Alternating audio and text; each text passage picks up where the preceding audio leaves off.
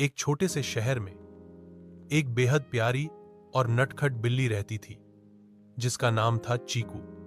चीकू सफेद और भूरे रंग की थी। उसकी नीली आंखें बहुत चमकीली थीं और उसकी चाल में अजब सी मासूमियत थी। मोहल्ले के बच्चे उसे बहुत प्यार करते थे, लेकिन सबसे ज्यादा लगाव उसे था दूध से। सुबह हो या शाम, चीकू को जब भी दूध मिलता, वो ऐसे म्याऊं करती जैसे दुनिया की सबसे स्वादिष्ट चीज वही हो। हर रोज सुबह घर की आंटी उसे एक कटोरी में गर्म दूध देती थी। चीकू पहले उसे सूंघती, फिर जीभ से धीरे धीरे चाटते हुए पीती, जैसे किसी बड़ी रानी की तरह मजा ले रही हो। आंटी भी चीकू से बहुत प्यार करती थी और उसे रोज टाइम पर दूध देना कभी नहीं भूलती थी।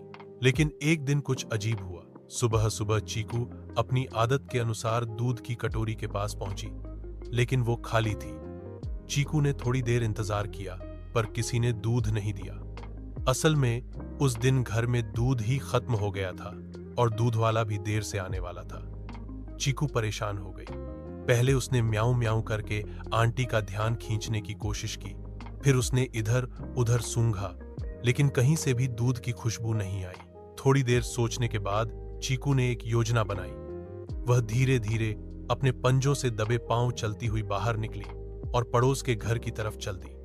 पड़ोसी आंटी का घर ज्यादा दूर नहीं था और चीकू को याद था कि वहां की रसोई में अक्सर दूध रखा होता है। चीकू धीरे धीरे घर के पिछले दरवाजे से अंदर घुसी। रसोई तक पहुंचते ही उसकी आंखें चमक उठीं। वहां किचन काउंटर पर एक बड़ा सा दूध का गिलास रखा था। चीकू के लिए यह किसी खजाने से कम नहीं था। बिना समय गंवाए उसने छलांग मारी, लेकिन चूंकि कि गिलास जमीन पर गिर गया और दूध फैल गया। छन्न की आवाज हुई और पड़ोसी आंटी तुरंत किचन में आ गई।